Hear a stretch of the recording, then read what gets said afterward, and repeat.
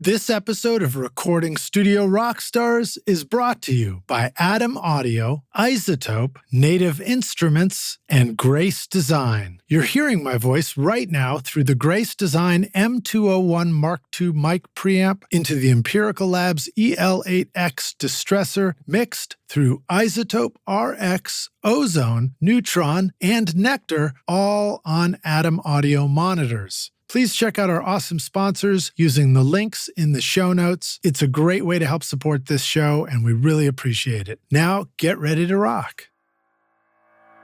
I think humility is probably the hardest thing to teach somebody. The people that come out that are humble about what they know and the situation that they're in, just realizing that the opportunity I have, things I can learn from this guy are just unending almost, it seemed like. My advice to someone that's going to recording school is that no one cares if you make it in the music business besides you.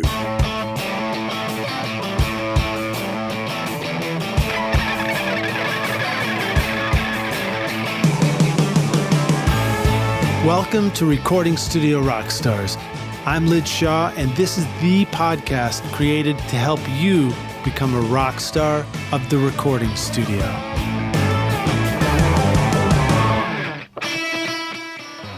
Hey, rock stars. Yeah, you. I've got a secret to tell you. Want to know how I get a consistent sound mixing over 1,000 hours of recording studio rock stars? My secret is using Isotope, RX, Ozone, Neutron, Voice Enhancement Assistant, and Nectar to make sure every episode of this podcast sounds great. Right now, you are hearing RX breath control, declick, declip, DS, deplosive, voice denoise, ozone multiband compression, neutron EQ, VEA, and limiting, all from Isotope. Use the secret code ROCK10 to get 10% off or pick up the new Trash Light along with many of the other free cool plugins over at isotope.com.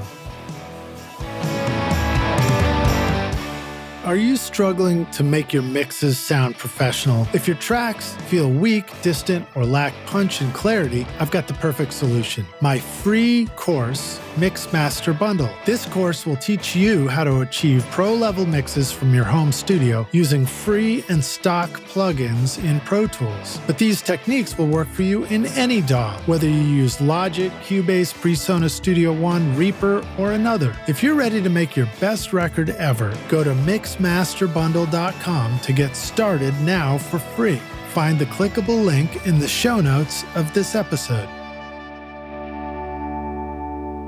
Howdy, Rockstars. It's your host, Lid Shaw, and welcome back to Recording Studio Rockstars, bringing you into the studio to learn from recording professionals so that you can make your best record ever and be a rock star of the studio yourself. My guest today is Mark Martin, an engineer who worked at Masterfonics, Emerald, OceanWay 1, SAE, and the Workstation. He became vice president of marketing for all 38 SAE locations in 18 countries. And if you're not familiar with SAE, that is, actually, I forgot what it stands for. School of Audio Engineering. School of Audio Engineering. That's pretty straightforward. Yep. No confusion there. Mark moved to Austin to do live sound. Mark came back to Nashville to be VP of marketing at the Nashville Film Institute. So clearly knows something about recording and marketing. A little bit. And film and music and all those things. And a big shout out and a thank you to previous guest on the show, Michael Cronin, the great studio designer, for making our introduction. Please welcome Mark Martin to Recording Studio Rockstars. Mark, are you ready to rock? Let's do it. Well, welcome to the show, man. It's nice to meet you and nice to have you here at Podzilla Studios. Actually, I'm trying to come up with a name for the studio. So we'll get one by the end of this. We'll get one for you. A good suggestion recently was Pod Damn It. Oh, that's actually really good. Depends on who you're telling that to here in the Bible Belt. But anyway, it sort of had a ring to it for sure. Also sounds like a call to action for doing podcasts, Somewhat. Doesn't it? Yes, it does. So welcome to the studio, Thank man. you. Nice to have you here. And nice of Michael to make our introduction too. So tell us a little bit about your background and who you are. Like, give us the brief arc to getting interested in music, Okay. doing the studio thing, and then just, ending up in these multiple variations of where that led you. Well, I was in a number of bands in college at Kansas University, and some of those bands just started doing pretty good, and we won the MTV Battle of the Bands. Pauly Shore was the host. It was kind of Pauly Shore.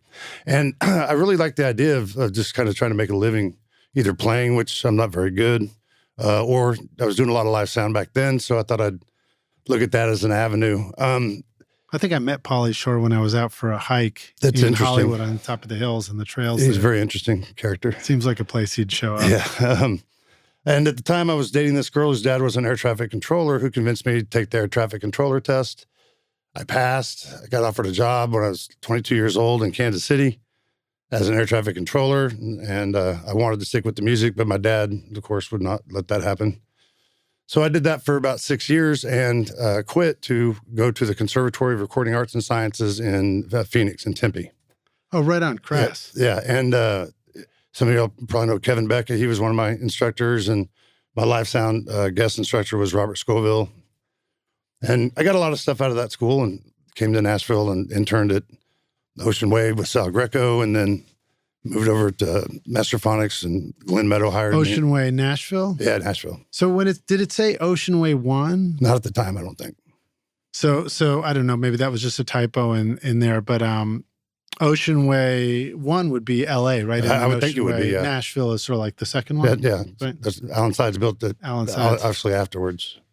Yeah, so I never got to meet Alan Sides, but I remember the poster, the Alan Sides famous Mike Locker poster. The mics were the whole OceanWay studio was just an amazing place. Yeah, and that's someone like Sal Greco as the chief engineer. It was unbelievable. It was a great place. I learned a lot, but I ended up getting a job over with Glenn Meadows at Masterfonics as a tech and setting up and tearing down sessions. And I always took the time to kind of see what the engineers were doing when I tore it down. I wanted to see what was in their signal chain, and learned quite a bit from a lot of that, and met a lot of people. And what kind of sessions were you doing over with Glenn? Were those tracking and mixing? Well, Glenn owned Masterfonics, right? So a lot of stuff I did was tracking, and then overdub setups and things like that. A lot of people were going through Studio 6 and the mix room, especially tearing down the mixes in the mix room. I really wanted to kind of see what they were doing, why do they have this on here? Yeah. And so I learned quite a bit from that job. And that was right at the end there. They had gone bankrupt and Emerald had taken over. Yeah, I remember. Does Emerald Studios still exist on Music Row? Not that I'm aware of. That was a cool spot, too. It was a great studio. Kerry Kopp was the chief engineer over there. Beautiful big room, too. There was a good combination with Emerald and Masterfonics, I think there was. When I first got there, Frank Wells was the chief engineer at Masterfonics, and he's gone on to a great career and doing journalism stuff. And interesting. It was a great group of people. And Lisa Roy is Masterfonics now Addiction Studios? Is that where Cal Muskie set up shop? I don't want to speak out of turn here, but I thought that or am I mixing up my Tommy locations? Dorsey had taken. Tommy's great, taking over the Masterfonics name. I'm always I never spent a lot of time working on Music Row, so sometimes I get mixed up about which location is which over there. Well, it was the one that's like 28 Music Circle North, or Music Square North, I think. Yeah, SAE Institute on Music Row is like maybe a block from there. It's the old Arista Records building. Yeah, cool. So Lisa Roy is the one that got me the job with Glenn, and then Lisa Roy was the one that got me the job at the Workstation. I worked underneath her husband, Chubba. And what was the Workstation? The Workstation was a partnership with Marty Williams, Mark Bright, Chubba Patosh, and then I believe John Guest was also one of the partners. And they had a nice Harrison Series 10 board up there. Oh, cool. Yeah, that was a really cool board. I got a chance to tour the Harrison factory when I was back in school, and then I've reconnected with them. Ben Loftus, just talking about their digital stuff, like the mix bus. Just that whole digitally controlled analog is just, I think it's just such a great hybrid. Yeah. The stuff really sounded good. And worked there underneath those guys, trying to come up. And probably the biggest thing for me was the Dixie Chicks had come through there for overdubs, and John Guest mixed the album there, part of it at least. I know Chuck did some work on it also. But my wife was pregnant with twins. I had a 3-year-old daughter at the time. And just the amount of work that was coming in seemed to be slowing down with a lot of the prevalence of the record labels not giving up advances. When was this? What was this? Would have been 99, towards the end of 99. The label situation was really changing. I was a little unsteady and unsure. So I'd actually, Lisa Roy again, God rest her soul. I mean, that was a great woman. She got me hooked up with SAE to come over there as the head studio teacher, teaching the equipment. And my twins were born 4 days after I started there. So I was given Scott Phillips from Masterfonics and had given me an offer of a studio engineer position at Emerald Masterfonics, or then the job at SAE. And I went ahead and went with that because it seemed like it was more secure. And I had no idea how much I loved the education side of it. You know, all these kids coming in just really hungry to learn everything that you can show them. And it was kind of like a high, because it was just every day I looked forward to going and teaching. And we had a lot of really good students in that, especially in those first classes. And that's the same location that's on Music Row now? Yeah, yes. SAE? Yeah, so that's cool. So I reached out to a buddy and I asked my friend Kevin White over at SAE. Yeah. I said, what should I ask Mark? Man, he's coming in. He's SAE also. So I got a question from him. You want me to hit you with that? Yeah. He said I'd ask him if he worked under Tom Misner. He was the founder of SAE, Australian billionaire and an eccentric dude. He bought Neve and Abbey Road Academy after he sold SAE. Right. So was that somebody that you worked with? Yeah, actually, I worked with. He's the one that actually hired me to take over the Nashville school. I spent a lot of time in Australia with him, kind of learning how he wanted things done. And then I came back, ran the Nashville school, got all the staff up and going. And then I went down and I built the Miami school. Right on. Wow. And that was just a great location. Michael Cronin did that work also. Oh, beautiful. And it was just really beautiful and really functional. And I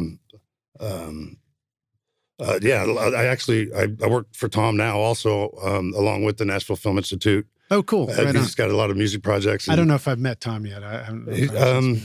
He's been in and out of Nashville. He sold SAE in 2011, I believe, to Navitas, which is the company that I think runs it now. You know, I got out of the whole live sound thing in Austin and was a pretty high-end drone trainer, and I was traveling around and training militaries on using these laser drones. Wow. And, you know, Tom called me up and said, hey, I want you to come back and do some things for me. So, I mean, he flew me to his villa in Monaco, like one would do. And we talked about it. And did he fly you on a drone? Did you say, no, I can fly myself there? No, just point a laser at it? I don't think it'd quite reach 30 minutes of battery time. But no, he flew me over, and it was a great kind of reunion. I worked a lot with him back there whenever I was at SAE, and went out to build the LA school also. And I was really good, I think, at picking people that could fill the roles that needed to be filled, both on a business side, but there's a whole relationship that has to happen between the school and the student. Yeah. So the school provides the tools and the environment for a student to learn as much as they want to learn. Yeah. And we had a lot of really good graduates come out of there. Kent Hertz was a really great one. He's on tour right now with Alanis Morissette. He's Steve Miller's engineer now. He worked on Godsmack, worked for Sully at Spiral Studios for quite a while. And does he have to get that hyper compression in Steve Miller's voice that we loved so much? I can imagine he's doing a lot of that. They were looking at building. He's like, studio. don't take my breaths out. Yeah, Kim was a great guy. He did a bunch of work in Miami too with Missy Elliott and just the whole gamut. But he's an SAE graduate, and he took advantage of the situation that was there. He was there all the time. He was, you know, if there was an open studio time, he'd put his name on it and he'd be in there working. Yeah. And so a lot of these schools, some people might think that they're kind of churning out students, you know, and promising the greatest careers ever. And I don't think that they really do that. I think they have the environment for the right student to rise to the top and make a career. I went to the Conservatory of Recording Arts and Sciences, and I've had a, you know, almost 30-year career in the music industry, and made actually a pretty good career as far as I'm concerned.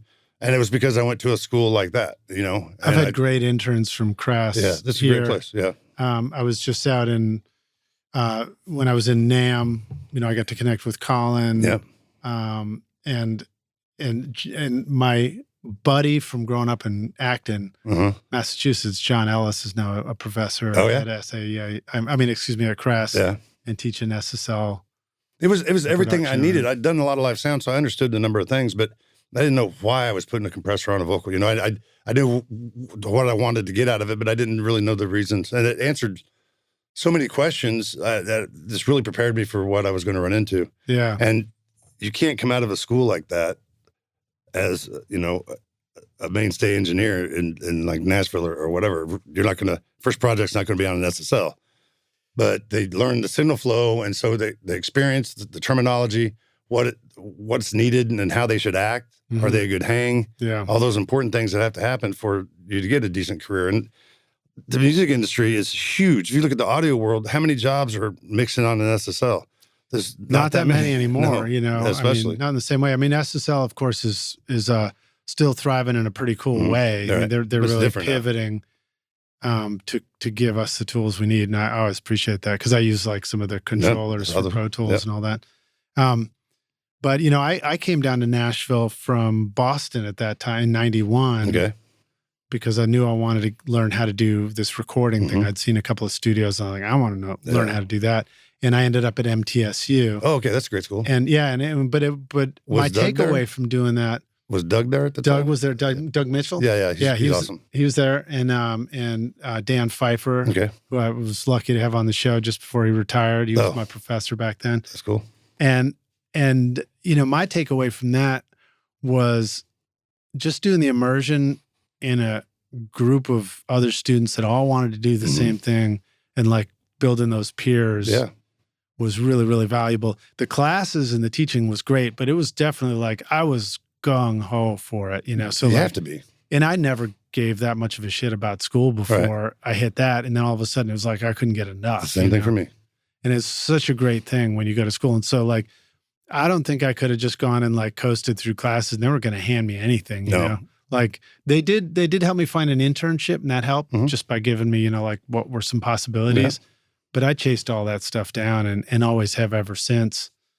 And I probably was, you know, climbing uphill a little bit because I moved to Nashville and I didn't care about country music, you know. But I mean, greatest place in the world to be if you love and want to do country music. Exactly. I could have, you know, I could have been somebody. Yeah, but it's so much different now. I see this every genre is here. I mean, and it's here embedded, it seems like. Yeah. So it's cool to hear you talking about the school and the students and everything. I mean, one of the things I really appreciated about going to school was exactly what you said. It's like, you know, our final, well, not even a final exam. Our exam was, here's a blank sheet of paper. You need to fill in all the boxes for what this console does and what the signal flow is. You know, you need to identify which EQ curves belong to which microphones. Nice. I wish I had carried that with me. I had kind of dropped that as soon as I left. But you did good on it at the time, right? I did great on it. Okay, because you're looking at that stuff. If you looked at it again, if I looked at it now, I'd know what it meant. Yeah. But I don't actually like think about those charts when I pick a mic for a session or anything like that. True. But you learn to listen for things. You learn to understand things. It was nice to understand the fundamentals of how things worked so that when I went out into the real world of studios, my next job was to train myself. Well, what is it really like? How do you really use it? How does it work on a session? What does it sound like? You know? But at least like when I went to the knobs, I was not afraid of an attack and a release knob on a compressor because I understood, you know, fundamentally kind of what they did. What are some of the things that you see the students learning now? Do you see the students still? And I know you've shifted around to some different things. So maybe, you know, if your answer is it's been a minute since you were in the audio with the audio student. Do you, but maybe you're still aware of it all. Do you see the students having to learn, you know, like how to fill in the chart on an analog console, or is it more like fill in the chart on signal flow in a Pro Tools session? Well, I think their approach is, at least in the realm that I'm in the film, because I was also the executive director of the International Academy of Film and Television in the Philippines. And it was the same kind of thing there. It's more of a, especially on the film side, I see a lot more hands-on, a lot less, you know, take this chart and what's the signal flow, or even when I was an air traffic controller, we had to have an air chart that we had to draw the lines and put everything where it's supposed to be. That's really great for you to memorize a certain thing, but just the usage of it seems to drive home the signal flow. And of course in film there's signal flow also. So, you know, just that whole using it, finding out why it doesn't work, make the mistakes, learn from the mistakes while you're in school. And those tools that you're building will really help you whenever you get out. So I don't see it so much as, charting out, the signal flow on a SSL 9000 or anything like that. I see it more actually in the hands-on, actually trying the different things. That was one of the big things about SAE and Tom Misner was, he started that in like 76 in Australia. And the whole purpose of it was the whole practical side of the education. They would have a class, they would learn a certain subject, like how to cut analog tape on a reel-to-reel. Mm-hmm. And then there would be labs where they could go down and do it over and over. And so where they could perfect what they learned in class. So it was kind of a practical and a theoretical kind of blend. And that really seemed to work really good. Gave our students, were helping each other in the labs. It just, that was probably some of my funnest times in music was working for Tom and SAE. I loved it. No matter what style of music you create, Native Instruments provides you all the instruments you need, from drums, loops, and beats to vintage and modern synthesizers, realistic strings, guitar amps, and futuristic synth pads. I really enjoy recording real bands in my studio, but then adding amazing overdubs from Contact, Massive X, Super 8, Battery, Guitar Rig, or Hybrid keys. Use the code ROCK10 to get 10% off or get complete start for free today with a bundle of 2,000 sounds and 6 gigs of samples at nativeinstruments.com. Well, so one of the things that occurs to me as you're talking about learning in the studio yourself, working with students in audio, flying drones, learning with students in film, is what that parallel thread is through all those things. And I describe the greatest skill that you really learn in engineering a record is the skill of the workaround, which is like, basically this idea that you learn how everything works, but when you actually go and do a session, something's not going to work. Right. It doesn't ever all work. Right. So if you didn't know how to work your way through something and problem solve, you just simply never get through a session. You never get anything done. You have to be able to look at the signal flow and literally in your mind follow it step by step, and just make sure. And I always compared it in my classes to like water pipes, right? You're going to follow where it goes. Like an auxiliary just lets the little water out. An insert diverts the whole path of the water pipe, and things like that. You have to. The troubleshooting aspect of learning things, I think, is important. That's why I think hands-on the equipment is what really made the difference to a lot of the students, because they got to, this didn't work, or that didn't work. So, they have to figure it out there. Most likely most students are going to come out and be first engineer or even assistant engineer on some big project. Yeah. But there's nobody that wants you to make it in the music business but you. So you have to take advantage of the school situation that you're in to get all the knowledge that you can.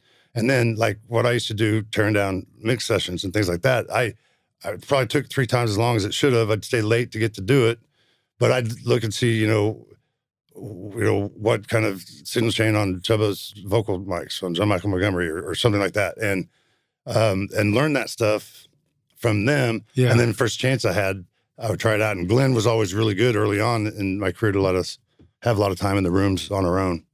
So I remember being over at Alex the Great. My internship was actually at a place called Woodland Studios here in East Nashville.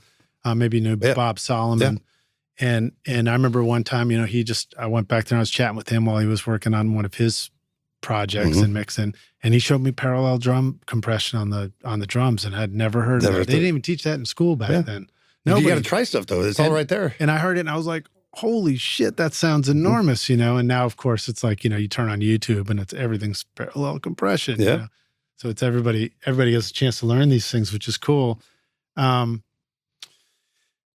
But like watching people work as an intern or as an assistant and hearing something cool come out of the speakers and then thinking, how did you get that sound, and then at first you blurt it out, then you learn, I can't blurt stuff out on a session. No, you can't do that. Not even compliments, And so then like you learn to like later either ask when it's asking time or like sneak over there and look. I always find one of the well, one of the things I did with my interns was their number one responsibility was recall photos. So like, which also, to my detriment means I've got a so-so collection of recall photos over the years of the sessions. But as an independent studio, it's one of the first things you kind of have to give up. It's like you're kind of always hustling for the client. So if you want recall photos, you either have to come back in off clock, right, and get them, or get your intern to collect them all for you. Techs in the studio, they get good relationships with the assistant engineers, right? Because the artist is gone, the engineer and producer are gone, so the assistant's there, usually documenting a rig. And I remember people like Chris Davey and John Saylor and all these guys used those Chris old Davey Macs. was a classmate of mine. At Chris Davey was? Yeah. He went on to open a bunch of the SAEs with you, right? Yeah. I hired him into Miami. I think I was playing banjo or guitar on his session in school or something like that when we had those school sessions. That's very sessions. Cool. He's a great guy. He really is. I've caught back up to him since I'm back in town. I brought him in to manage Miami, and he was the perfect person for that position. And I think he built Atlanta and then Chicago after that. It's a great group of people from back then. But they had these cars. I forget what they were called, but these on their old Macs. I mean, we're talking the old Macs before OS 10 and all that stuff. Yeah. And they had these cars that had all the, for this compressor, that compressor had all the knobs on it, and you could just go make a mark where the knob is set at. So instead of taking pictures, they actually documented it digitally, and then you would print all that out and you would save it in the assistant folder. Paper recall stuff. Yeah, doing recalls for sessions was such a pile of work. And then when they have to recall one, the stress of just like, oh my god, yeah. They play it through and it's like, that's not right. Oh, right. So. Rock stars, we'll try and describe what recalling a session meant back then. And it was often related to the mix. Right. Because the mix was the point. It's sort of funny. You think about the process of making music as a collective, right? So there's the songwriting, the pre-production, the production, the overdubs and everything. And then it gets to the mix. Mm-hmm. And everything in the creative process is a little bit chaotic, with some organization on the engineer and production side. But once you hit that mix, all of a sudden, it's like the label guys could walk into the room and start having a whole lot to say about things, right? Or the artist leaves and it's up to the mixer, and then the artist comes back. So because of that, it meant that some work could happen, but then everybody comments on it. Mm-hmm. And because these systems got created for, creating a recall on a mix so that it could be readjusted and tweaked and everything like that. And brought back if they had to change something, 6 months from now. Right. You got to be able to get that same mix back up. And but in context, great records were made before anybody could recall something 6 months later. But once we invented this system for doing it, everybody had used it. Now, of course, we're in the computer. Had the total recall and stuff like that. But all that outboard gear wasn't a plug-in. You actually literally had to take a mark where the knob was sitting at. Yeah. And that's just some of those recalls just, had them that worked and had them that didn't. Yeah, they had SSL would have the total recall and where you could actually recall each knob setting with the computer. Before that, people would also do things like take a Polaroid from above the console. Yep. You'd have to look at the photo to do it. And then you'd play the mix back, and then you'd flip into input or something like that, or flip, the switch to compare what you've got now on the board versus where you go left back off. And forth, and that's what you were describing. Yep. The engineer had to hear a perfect match, and if they didn't, they just get up and walk out of the room. You're working and say, for what a the good hell? engineer, he's going to hear a difference. Yeah, exactly. I watched Tom Lord Alge do that when we were doing a recall at his studio, and I'd never seen anything like that before. And I was like, whoa. I listened to that episode. It was a good episode. He was great, man. It was, I was nervous. Having him on the podcast, it's like having the guy who was, the big guy that I was sitting next to, it was scary to have him back on, but it was great. Yeah, it was great. It was a great one. But, I watched him just hit that button between it, and he looks over it. I think his assistant was Femi back then, and he was like, that reverb's not the same. And then they could tell. You go and tweak it. I remember we had an issue where we would do safeties for Jeff Balding on all those old Sony 3348 track digital machines. And, they were set up with MADI, right? And you transfer 50 channels of audio just through a coaxial cable.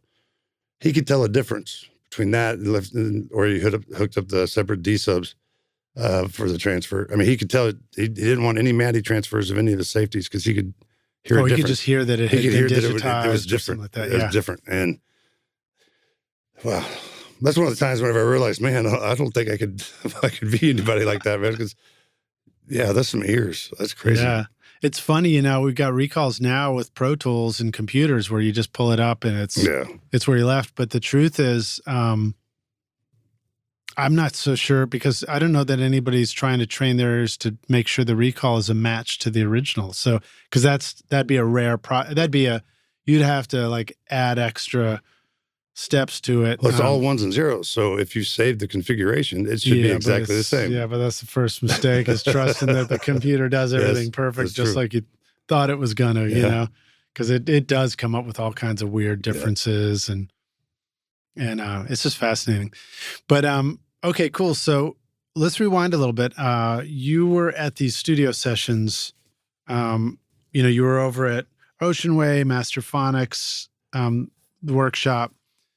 What are some of the things you remember about your experience with that in terms of just, being kind of like struck by, blown away by how something was done, how was something recorded? What were some fun stories or memories you have about the learning experience? Well, the one thing that I learned, and I don't remember, I think this was at the tracking room. I just got to Masterfonics, and the tracking room was that big. That big, yeah. 8,500 square foot, beautiful SSL 9000J. Yes, it's still there. Right? Yeah, I thought they were closing it down. I thought that there was 20 years ago. There was a going away party or something like that I was trying to come into town for, and but I guess somebody else owns it now. That's great. That needs to stay a studio. I don't see. It was quite a construction job. The coolest thing, and I got to, if I recall, one of the mix rooms has a port in the floor behind the console that goes down for extended bass so that it's flat down to 20 hertz. Tom Hidley, and Michael Cronin, of course, Tom Hidley designed it, and the control room sat on 3 hertz earthquake springs for skyscrapers or for tall buildings. So the only frequency that could travel through the ground up into the floor of the control room was 3 hertz and below. Wow. So they had these Kineshittas in there. It was an amazing sounding studio, and there's anything you're feeling is coming straight from those speakers because that's completely isolated. And the one thing that I did learn on a session there, and something makes me think it was a Sean Mullins session, and I don't know why that sticks in my head, but the mic and the guitar amp out of phase in the back of an open cabinet. I hadn't really, hadn't seen it and hadn't thought about it.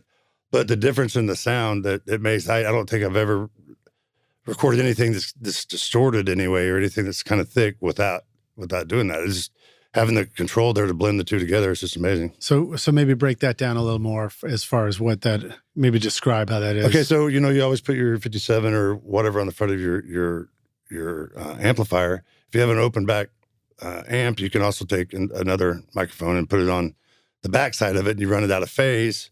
And then it really thickens up a distorted guitar. And I just love that trick. It's a great, I don't know, I use it every time I ever record a distorted guitar. Yeah, so when you say out of phase, it's actually, you flip it so that it is in phase, really, right? Because the front of the speaker is moving in one direction. The signal and the microphone are coming in the console out of phase. Yeah. But it's actually in phase. I see what you're saying, yeah. Yeah, it's kind of like the bottom and top of a snare drum because it's the front and back of a guitar cab. And then we're talking about an open guitar cabinet. Oh, yeah, it's going to be an open cabinet. If it was a closed back 412, you're just micing a piece of wood. Exactly. I don't think that would work. You probably hear something back there. And then I think it was Jeff Balding who I really noticed that he was, listening to the stuff before he mic'd it. Now I know that they talked about that in school, and some of that stuff kind of just went over my head, but it just made so much sense. And then he would try different microphones on each thing, and then record all 3 and then come back, and really putting a lot of effort into his tracking to get the sounds the way he wanted, and not do too much affecting on it going down a tape. And of course back then there was a lot of tape. Right. Yeah, it was an older time. But there's also that process of there was a seriousness to making records about those kind of sessions, and there was a budget. When you have that serious intention, and when you've got a budget that allows you the time to, kind of methodically get things ready and right, those can be really beneficial. They can also be a trap, creative trap sometimes, where you just spend too much time working on things. But that's cool. I mean, like the front and the back guitar thing, I just love it. It's so great. Yeah. I've done that on some sessions, and then I've had that. You don't always need it, but I like to track it. But it's a cool sound, it's a cool sound, and then you can even pan those two mics, and now it's a cool stereo version. Yeah, you can time align them even. It's another reminder, rock stars, is like if you're doing a single guitar recording and you want that single guitar to be a little bit wider, maybe get out of the way of the vocals, panning the front and back mics like that, and flipping them out of phase. Again, we're saying flipping them out of phase, but that is actually flipping them into phase. Is right. What it is. Right, exactly. But that can be such a cool way to widen out the guitar. I think phase is just one of the things I was trying to mess with the most, because I think the effects that you can get whenever you're manipulating your phase, I think, get some voices coming over here right next to your ear, and that kind of all kinds of weird stuff can happen. And I ended up going into the recording schools and sticking with that, because I'd realized that as far as an engineer goes, I would have I would be able to maybe feed my family, but that I wasn't going to be a Jeff Balding or Chuck Ainley, just physically. But the jobs that are out there, audio related, from manufacturers to even going on tour with the live outfit and all that, there's so much work out there for audio that everybody wants to be a major league pitcher, but not everybody can be the major league pitcher. Right. Well, you can't have a whole team full of pitchers. Exactly. So that's one thing I always, every game. That's why even in the film school, that's one of the things I tell the students is you may not be the big producer, but you can have a great career being a script writer or working for a gear rental company. Even, I mean, there's so many different options. I think people get kind of focused on, they want to be the next whoever. As a director or producer, when there's a whole career out there, so many support roles in this industry, it's not even funny. Right, yeah. Adam Audio celebrates 25 years of designing industry-leading monitors in Berlin by unveiling the Arctic White A4V and A7V monitors, available for a limited time. With the XART ribbon tweeter design, customizable speaker voicings, and SonarWorks integration for room correction, these monitors deliver professional-grade sound perfect for Grammy-winning producers and home studios. Make your studio cooler than cool with the Arctic White A4V and A7V, available for a limited time with the standard extended 5-year warranty at adamaudio.com. And I've had a pleasure of participating in some of those for sure, a variety of them. I think when I got out of school, I had minored in electrical engineering too. And my internship at Woodland wasn't as an assistant. So I wasn't even allowed to sit in on the sessions, despite the fact that, Emmylou Harris was there making a record with Daniel Lanois in the other studio, these incredible sessions going down. I was allowed to, I was kind of nice because I was in the front lobby and you're allowed to talk in there. Exactly. And so the techs and the musicians are taking breaks and coming out and getting coffee. And I was able to hang out with these incredible ask questions, players and everything like that. Yep. So that was kind of cool. But the other part was just learning all that tech stuff. So one of the first gigs I had, I don't know if you remember Dennis LeCoeur, who had Tennessee Stage and Studio, I think was his downtown. That's the company place. Sounds familiar. Yeah, it was like cabling and supplies and things like that. And I went and got a job from him wiring stuff. So that was like a side gig for me. Getting into the studio stuff was being able to. I could build cables. I could help install stuff. You can earn money doing that, right? I mean, I earned some money, and you just earn opportunity too. Really, like when you're starting. Earning money is great, but earning opportunity is worth a lot. I remember wiring up patch bays and stuff for a number of different people that were installing studios in their house. Yeah. That's tedious. I mean, that's such tedious work. And also you need eyeballs for my gosh. Stuff. Yeah. At least a good thing I was young at the time, but, those are skills that are good to have because you never know what's going to be happening. Maybe you're not going to get a call for an assistant gig for 2 months. What are you going to do? So you have to diversify. Yeah. So that I'm joking about that. Like you have to be able to see what you're doing. I used to be able to sit there and solder and I could see everything clearly. I go to do it now and I'm like, oh, this is hard. I get like my reading glasses are going on and off. I'm like, I need an extra magnifying glass. And you had mentioned something. You said that contacts that give you like a combination. Yeah, multifocal. So tell us about that. Because we've got a whole like, you know, group of rock stars listening to this who will appreciate, being able to see better. So I've always worked in contacts, and as I got older, I was having to use reading glasses, and I'm not the most organized person. I'd lose them. I'd buy like 40 pair just so I have them laying around everywhere. If I got 40 pair, I lose them. If I've only got one pair, I don't lose it. Okay. It's like the sunglasses. So I went to the doctor one time and I was complaining about the reading glasses, and he mentioned there's multifocal contacts. So I have bifocal contacts.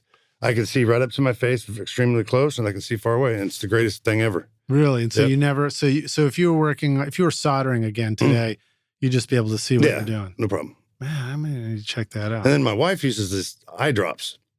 I forget the name of them, but she's told me so many times. Multifocal eye drops? Well, they're eye drops, and they remove the need for your glasses. It's eye drops, and I don't know what. Truvia, I think they're called. And so you mean they help you not need reading glasses? It allows you to see up close. So it's like it puts a little bit of an extra lens on the bottom of your eye. It does something. I don't know what it does, and I'm not definitely not a sponsored spokesman. Who would have thought we'd be talking about that on the podcast? Yeah, but that stuff matters because I don't know, everybody's getting older. It's difficult. It does, and we stare at computer screens so much, Yep. I'm looking at one right now. And I mean, I'm like constantly, reading glasses or you see the older teacher or whatever who's looking over their glasses. Right. And then I become that person. I'm like, I understand why. Yeah, so you look like that person too right now. Yeah, exactly.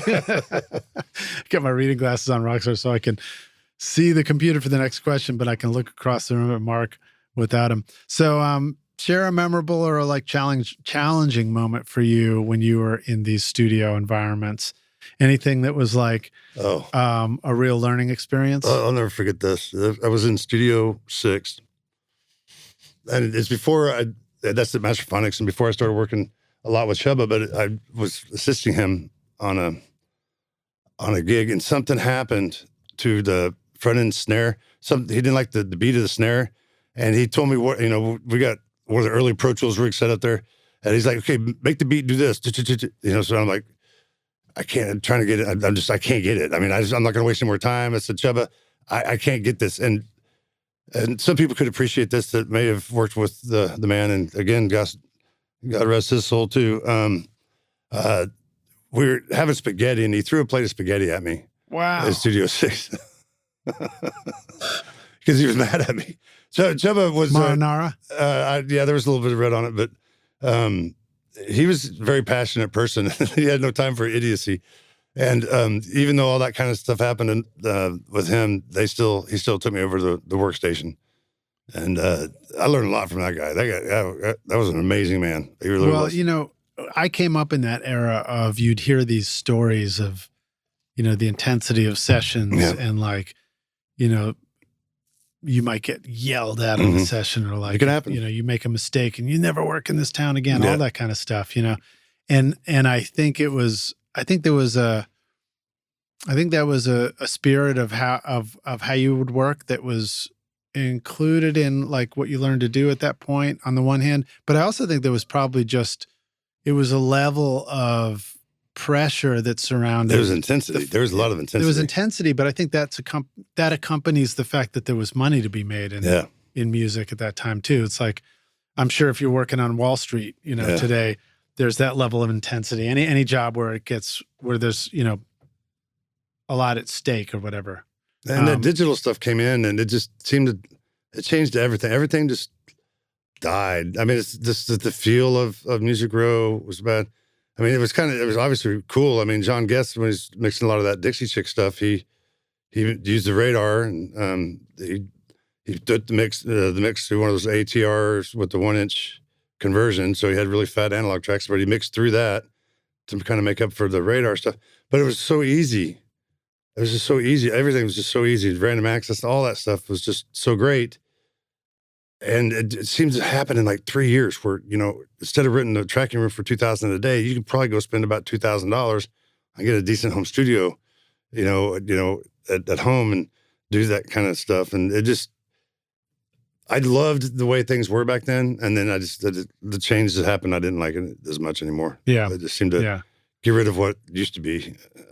Music Row used to be something awesome, but now it's all condos. I mean, I came back the first year driving through the area, and I'm like, what the hell? It's very different, isn't it? Yeah, it's just, I don't, it's different. I don't know. I'm not good about change, I guess. I didn't like it. Yeah, I mean, I think there's an inevitable change in the world of Sammy art. B's is gone. I mean, what are we supposed to do now? There's an inevitable change, like a neighborhood, like all the artists, musicians move in because it's affordable, and then it becomes really cool, and then they get priced out, kind of thing. I think, that's really what happened in Music Row, because it's just that music itself, the industry started becoming a little more broke itself. I think a lot of the producers, they were building studios at their house. I mean, they weren't getting they needed to do that to keep their own livelihood going, you know? Yeah. And so the studios were just, it's just a sad time. Yeah. Well, so we had that change. Talk a little bit about working with these musicians, though, these session musicians, and what that was like. I mean, it blew my mind. I was never really a country music fan either. I liked some of the older stuff maybe, but I was never a fan of necessarily the music. And just watching, my memory isn't the greatest anymore, but this one was again at the track room, and Brent Mason's in there, and they're doing a 2 or a 10 to 2 and a 6. So they're tracking like 3 tunes. And whoever was working with him at the moment said, okay, Brett, give us that signature lick. And he just wrote the signature lick for the song like instantly. I mean, it was like he just played around for a second and bam, there it is. And it's one of those songs that's an unbelievable hook right there that he wrote, and how easy it was for them. That's what blew me away. It's just them talking with the number system and them making changes and follow me and do this. And especially when you get, all those guys that have played together, all, those A session players that played together so many times. And it's amazing to watch them work. I could find myself kind of paying attention to that more so than maybe some of my duties as an assistant or something, Yeah. And it blew me away. Those guys, that's a different level. Yeah. Well, there's something to be said about that, house session band and people playing together every day on sessions and just over and over again. You just learn. It's a lot different than they're doing a session with a band, that a band that plays together. Right. But to these guys, there's the utmost professionalism, the utmost, they get their gear brought in, it's all set up, ready for them to go. They walk in, literally plug in their guitar. The cartage back then was, I don't know if it is now still, but the cartage back then was amazing. And what is cartage? Describe that to the rock stars. So most of the A players and stuff would have, like Brent would have his dual 24 space racks and have his amps and everything in there. And it just stayed over at, whoever, SIR or Rock and Roll Rentals or whoever's doing the cartage. And they would bring it to the studio the night before. They would set it up. They had everything exactly the way that he wanted it, whatever that way is, wired up with the right amp, right head unit or whatever. And he would just walk in and play the next day. And when he was done, he'd just walk out, and they would come and they'd pack it all up and put it back in storage. Yeah. And that was one of those first peripheral audio jobs you could get in Nashville. Yeah, it's great. Yeah, there's a lot of people. Rolf, I think, was one of the guys he's over at Blackbird now, I think. And there's all these kind of jobs that were out there. And, when I started at SAE, we really filled a lot of those roles with those students. And especially the first classes, they got the biggest benefit. I remember our first class had to carry the SSL. We had a 4000 E that we brought in. It wasn't EG, but brought in 4000 E, and they carried it, put it through the window of the studio. And so they got really kind of an exceptional. No, that wasn't cartage setting up for No, that was not cartage. That was not cartage. But that actually, I went and bought that console. I think I bought it in Paris, and I don't know, John Guest could have been mixing on it because there was cigar ashes throughout that thing. It was like you literally could lose part of your hand down in the bottom when you pulled the channels out. It was so bad, but it worked, and the students got a lot of fun out of it. I mean, training somebody in 9 months how to do a recording session on an SSL. Is that the SSL that's at SAE now? No, I thought that they changed that out. I know there is an SSL over at SAE. Right, but I think they got a 9,000 now. Maybe, yeah. I did take a tour through there. And I know they got rid of the Neve board that we had. We had a VR60, I think. And they've got something else in there now that I didn't recognize. So yeah, that's another thing. I've been out of it for a little bit. So, well, those consoles are great, though. I mean, it's fun to work on them and learn them. And I have a lot of friends. I got a great engineer back in Kansas City, a friend of mine, Robert Rebeck, who's was at Chapman Studios. They put a 4,000 in there, and that's one of the cool things that happened with a lot of the studios closing up. Is these boards were available to be, sent out to smaller markets, and so now, yeah, he did all the Tech 9 stuff on that SSL, and not everybody would have an SSL had things not changed, Yeah. So yeah, I mean, working on consoles I love it. It's one of my favorites, but it's a particular workflow now. If you're going to work that way, it's a particular kind of session. It's a particular situation. Well, I did 15 years at the Bonnaroo Backstage Hay Bale studio. Cool. I ran that. And every time we went down, I brought a console set up with headphones, full band in the other room. And I would mix live on the console into headphones, and we'd just capture it. Behind me, we had brought a mastering engineer, and he'd capture it back there, and he'd listen in. We'd all listen in headphones in the control room. Do you remember what headphones you listened to? What's that? Do you remember what headphones you used? I really like the Beyer DT770s, and I wore those for a long time. Were they pretty flat responding? Did you get? Hell no, they weren't. I was going to say, flat. Was it easy to listen and hear what you were going to get, or was it tainted? It was easy enough, and what I did is I just trained myself. I didn't, without even thinking about it, I just got familiar with what things were, and again, like, you're not doing like, long form critical mix decisions. You're just quickly it's something better than a board mix out front, right? It's just something better than it sounded amazing, and plus we were bringing the mics in straight through the console and then mixing straight down to 2-track, so they didn't even get converted to multi-track digital before they got mixed. Well, there you go. So there's that purity of tone and sound right through a board. And that's why I say, like, that kind of live down to 2-track thing is a powerful way to record music, and it's a sound that, like, good luck trying to replicate that with some plugins in a Pro Tools session. Although they're getting good, they're getting too good. I don't like it. They are getting good. That LX480, but they still don't sound like that. They still don't sound like a 480L, do they? I mean, no, it's not that. It's not that detail. It's that never having been converted to digital. There's a purity of the sound. It's analog is what it is. It didn't even go to an analog tape machine. It's analog. During all that digital stuff, people were getting rid of their Telefunkins and all these microphones for $800 or something like that. Yeah, God. And that's I think where Alan Sides got a lot of his microphones is he was smart enough to he picked all those up when it was so cheap, man. And then you got the 251s and some of these other mics that now they're just so outrageous. Yeah, because you got to warm it up. You can't just go digital anymore. You got to warm the stuff up. That's true. Well, cool. So, what was I going to say about the? You were talking about recording with session musicians versus working with a band in the studio. Right. And there's 2 records that we put in your playlist too. You did a Chicks record. Yeah, I worked on it. I didn't do the record. Well, you worked on both. But I mean, like, you saw the difference between bringing in session musicians for something like the Chicks. Right. Of course they were playing. They're great players, but I think they probably had session players in on a lot of them on the record. Right. Versus a band like Godsmack, where it's the band playing. So talk a little bit about that. What did you notice between those differences? The Godsmack thing was very interesting. Actually, one of my students from my first class at SAE, again, Ken Hertz, I mentioned, was working out there. And when I was at SAE, I was VP of marketing, so I did all kinds of stuff with NAMM and all that. And I was out there going to NAMM in Anaheim. And Kent called me up and said, "Are you out here? We need some prayers on the beginning of this record." So I was like, okay, not really understanding it. And so the Godsmack 4 starts out now with me doing a bunch of prayers, bless me, Father, for I've sinned. And the whole album starts off with that. So I got to actually do something on the other side of the glass for the first time.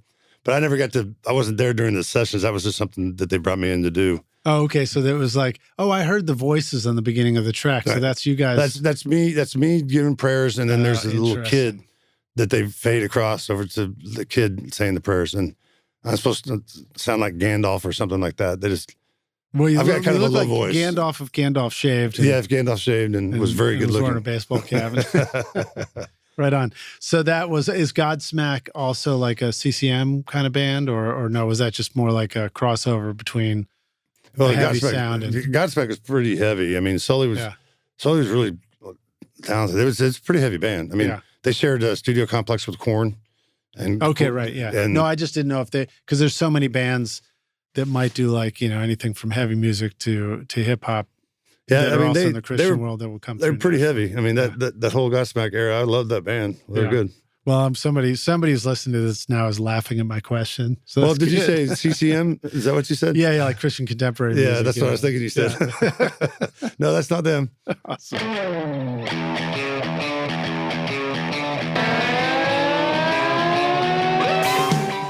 I am really impressed with Isotope Ozone. I've been mastering many of my records recently, and Ozone makes it so easy to get a fantastic sound. The built-in mastering assistant helps by analyzing the mix and suggesting all the settings needed for a professionally mastered result based on the genre and EQ curve of your choice. You can even reference a specific song if you want, using simple yet sophisticated modules like clarity, impact, low-end focus, stabilizer, imager, exciter, and spectral shaping, along with powerful dynamic EQ, compression, and limiting. You just adjust the settings to your taste and it sounds incredible. And the magic of master rebalance means you can manipulate the level of the vocal, bass, and drums even at the mastering stage. Amazing. My bandmates are pretty demanding, but now when I send off the masters for approval, they absolutely love the way our records sound thanks to Isotope. Use the code ROCK10 to get 10% off Ozone or other tools like RX and Voice Enhancement Assistant, or grab any of the cool free plugins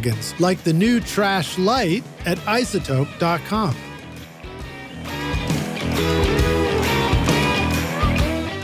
What do songwriters, music producers, DJs, EDM artists, TV, and film composers all have in common with you and me? We all need amazing sounds that instantly elevate our music to the desired style. That's why Native Instruments is your ultimate toolkit, offering a massive library of sounds for your studio. Whether you're into hip-hop, indie pop, classic rock, meditation music, dance beats, or orchestral arrangements, the Native Instruments Complete Bundle has it all. From drums, loops, and beats to synths, realistic strings, vintage bass, guitars, and keys, it's a comprehensive collection. I love recording real bands in my studio, but then enhancing the tracks with drum samples, synths, and futuristic keys from battery, contact, Massive X, guitar rig, and hybrid keys, for example. It's a surefire way to make your productions sound modern and unique. Use the code ROCK10 to get 10% off, or get Complete Start for free today, featuring 2,000 sounds and 6 gigs of samples at nativeinstruments.com. Hey, Rockstars, we're back now for the jam session, aka the second half of the show. My guest today is Mark Martin, joining us here in Pod Dammit Studios. Yeah, Poderific. That might be the one. Poderific, maybe? Poderific, yeah.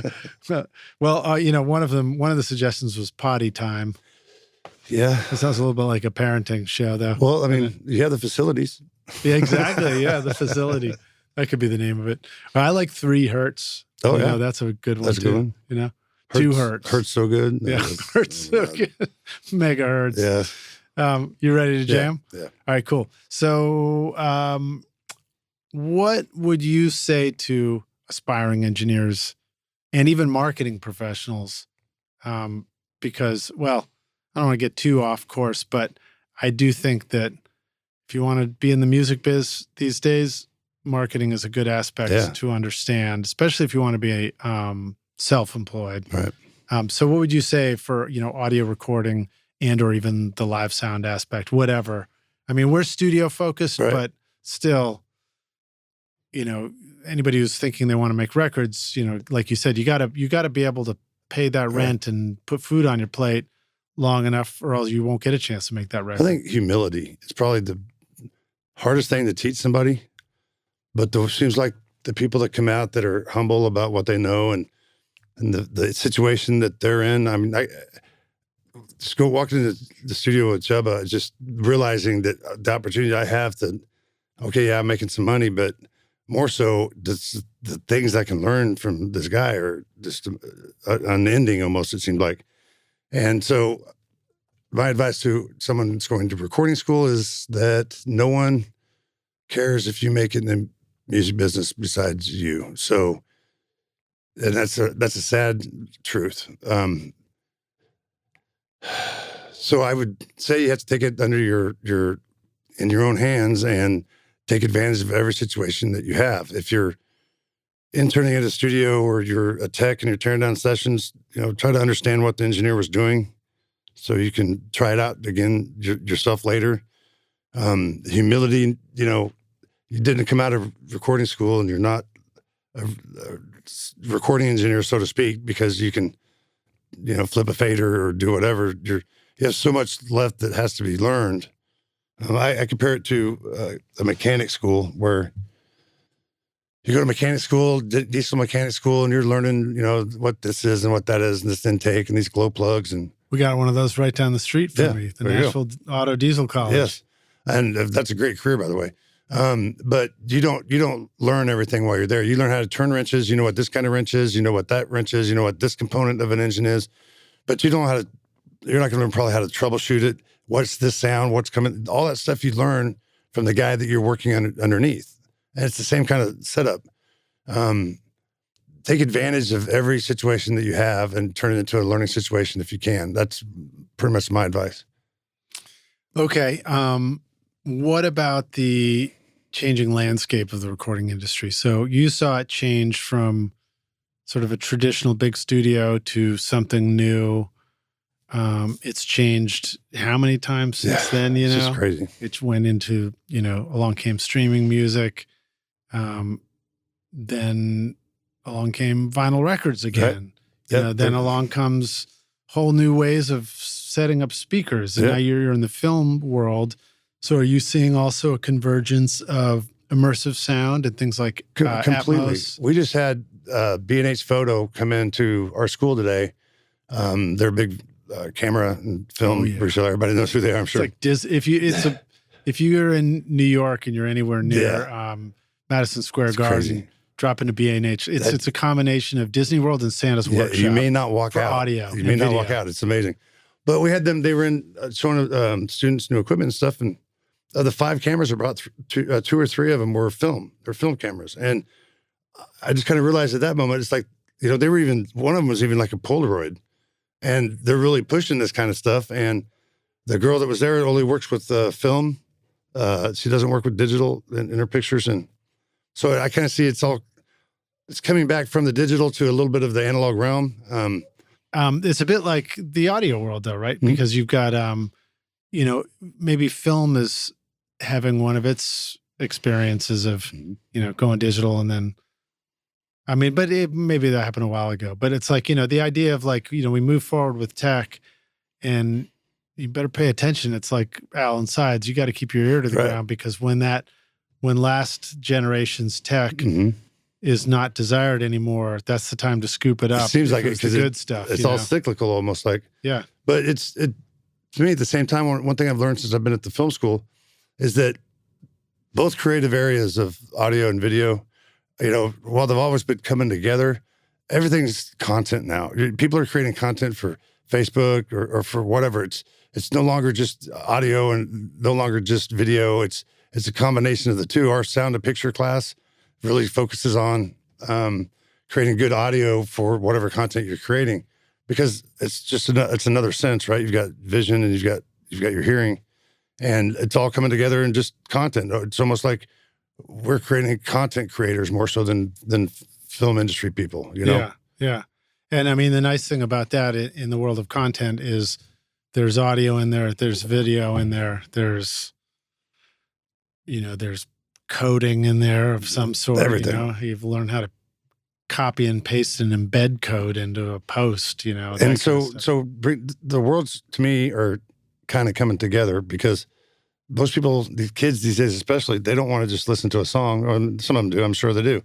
But it's all about the video now too. So now you've got to either, as an engineer, be able to work with the video side of things and work with people that are on that side, or you've got to figure it out yourself so you can be a full service person, you know, doing some 2-track recordings at a bar with the band. I mean, that stuff's happening everywhere now. Yeah. And then you want to even start bringing churches into the picture. I mean, all that kind of stuff, they're streaming that stuff out live. And there's a whole industry. All the way, all over the place. There's these industries that you're going to make a great career out of. And that's one thing I've thought that SAE did a good job of, was preparing students. Now, we had plenty of students that came out that didn't get a job, and maybe they want to blame us because we didn't hand it to them or whatever. But what the schools are good at, the film school also, is giving that foundational knowledge and then working with them to learn how to be a good hang and how to have people want you around and those kind of things. It's all tools for your tool belt. You have to have all that stuff to get into the right spot at the right time, you know? Yeah. Yeah. I think you definitely got to want it and you got to go for it. What are some things that you see as opportunities for people out there in the convergence of audio and film? Well, I mean, I know you've got a lot of film focus at the moment. At the moment, yeah, film is on my mind quite a bit now. Again, it's content. Anything with TikTok or Instagram or Facebook, there's so much marketing and advertising that's done in that realm that just need content people, fresh, hot content people. Who's got the coolest look, you know? But so as an audio guy, where would you go? I mean, does that just mean start making better TikTok posts on your own? Or does that mean go find a marketing company that's making that because they're going to need an audio person to help them make it? Yeah. Any marketing firm like that that's making these video stuff needs an audio person. And the better the audio person, the better the result of the content that gets created. Yeah. Same with the video side. Yeah. And so if you're someone that can do both, that gives you, an advantage. But these people have audio people on staff. These people have video people on staff. They have just like a large film facility or whatever is going to have, After Effects people that are specialized in After Effects and people that are specialized in editing and the more tools that you have. I mean, if I had a home studio and I was trying to work with some bands and I could offer them, video content as well, I'm offering more services, so I'm in a better position. That's the way I see it. Right. Okay. Well, so what are some of the when you think about some of the audio opportunities out there, just to sort of like in a wide spectrum of them, what are a variety of audio opportunities that come to? Well, any kind of advertising agency. Okay. There's a lot of branding companies that are creating these, image and brand focused videos and films. And then, besides just with working with the video and stuff, you start looking at and I bring up churches because that is a very unknown for some people. The quality of the equipment that these churches have is unbelievable. Have an Avid board for the front of house, all this stuff. And, and they're doing video, the camera operators, they've got, editors to edit stuff. They're streaming out stuff live. All those kind of tools and stuff, you learn a lot of them on the audio side and you learn a lot of them on the video side. But if you're able to cross over, you're just like basically doubling your chances of work, and not necessarily wanting a job that you're doing twice as much work, but having the capability just, it just opens doors for you, I think. And I think if you're smart enough to see that trend, that's the next 10 years, if you ask me. That's my opinion. Yeah. I noticed you haven't mentioned gaming yet. Well, gaming is a whole nother world. I mean, that's, I failed very badly going back to school to try to be a programmer for gaming. And, my brain stopped working the way it used to. But there's the sound effects and all that kind of stuff requires an audio person or a video person that knows how to do it. Mm-hmm. So the best of both worlds to me is I want the best in every position. I want best editor, best video person, best audio person. And, if you're a person that has all those tools in your tool belt, then you're a much bigger asset to somebody. And it opens up all these different opportunities for different positions that you can get in. Yeah. Well, let me spin it back to the studio for a minute. So one of the things that I was suggesting is that if we want to work from our studios, our home studio, or we're trying to launch a pro studio, we need to really think like an entrepreneur too. We need to think about all the aspects of business and marketing in order to successfully do that. So what are some things that you have seen or that you would suggest to studio people that want to do the studio thing and they want to do self-employed that would help them with some of their marketing efforts or their, Well, you got to have a reel. And that at least seems to be the bigger focus in the film industry to have a reel of your work. Then I guess it's the same in audio. A reel is basically, this is a compilation of work that I've done that I'm proud of, and this is what I can do for you. Right. And on the audio side, I never really saw that as much. I mean, it existed, but it's a very big thing on the film side. Yeah. So if I had a home studio and I was trying to work with different bands, I would want to be able to give them content that I've created and let them see, this is the level that I'm at, and this is what I'm able to do, and let me do this for you. Right. And so the best way to market, and I think in all of this creative side of things, is have an example of your work, somehow convey it to them. I mean, these days, I don't think people are handing out CDs or thumb drives or if it's just all being sent through Dropbox or whatever, but you have to present yourself and convince people, you need to work with me because this is what I can do for you. Yeah. And that's the biggest thing. If you want somebody to get behind you and spend money, then you have to show them that what you're going to be able to do for their art. Yeah.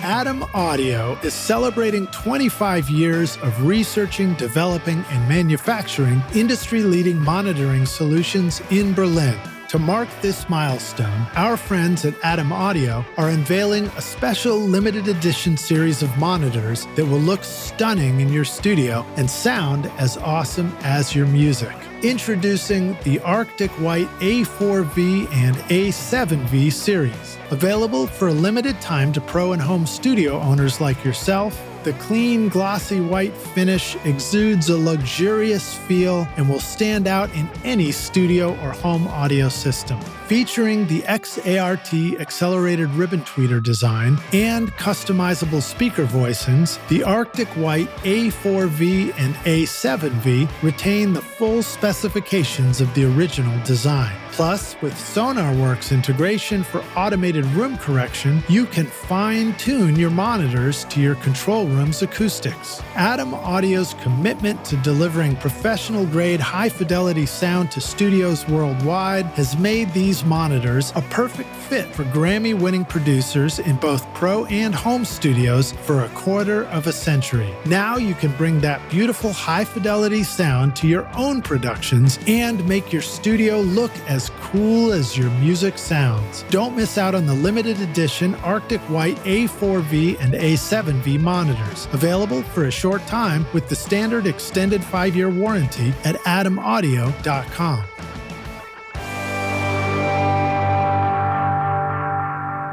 Well, I think an easy way to do that as an audio person is you just put together, depends on, if you want to use Spotify or if you want to use Apple Music or one of those. Playlist. Or even just a YouTube playlist. Yeah.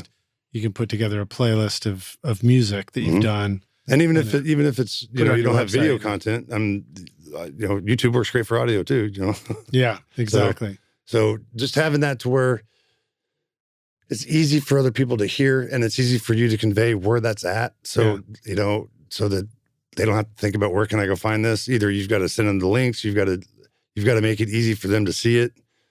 And you got to have an elevator pitch because a lot of these guys, you're not going to be able to talk to them for 5 minutes or anything. You got 10 or 15 or 20 seconds to where you're going to be able to convey this. This is what I do. This is what I have. This is what I can do for you. And get that pitch down and then just pitch everywhere you can. Yeah. Eventually you're going to find the people willing and then you can shine, I guess. Well, it's funny you talk about the convergence of audio and video and how it'll open up opportunities. So when I was actually returning on a flight from NAM, I started chatting with a woman who worked with American Airlines. Okay. I think it was with American, yeah. And then she let me know. I was like, hey, what do you got? We were just randomly talking. I was like, oh, what do you guys got for opportunity? Like, how does a podcaster help? Because I told her what I did. And she was like, oh, then she sent me a job listing that was like director of production or something like that. And I was like, whoa, that's interesting. I'm curious, just out of curiosity. And I went and looked at it, and it turned out it was like very video production focused. It wasn't really about the audio, and the other stuff was in there, but it was really a video director. And I thought about that, and I was like, well, if I really knew all those tools, I probably could have considered grabbing that if I had wanted to. If you ever look Don't worry, rock stars, I'm not abandoning the podcast. I just thought it was fun to if you explore look that. at your resume, and a good person looking for a job or looking for work can take a job description and tailor their resume to meet those needs that are on that job description. Right. And that's the easiest way to kind of move through there. So you have to do the same kind of thing in your music. I mean, if you think you can get more work, if you can, run Final Cut and edit some video and then fly your music underneath it, then do it. That's what I did. I started teaching myself video for the studio because really what happened was, the emergence of YouTube, I started seeing other people doing these videos to accompany a live in the studio session. And I thought, that's really cool, you know? And it was, it paralleled what I was doing down at the Bonnaroo studio for that time. We did a couple of years with video crews. And then I thought, hey, why don't I just recreate this in my studio up here in Nashville as a studio promo? So we started running a whole series of sessions that I called stereo sessions, just a real simple name. And it was live performances in the studio.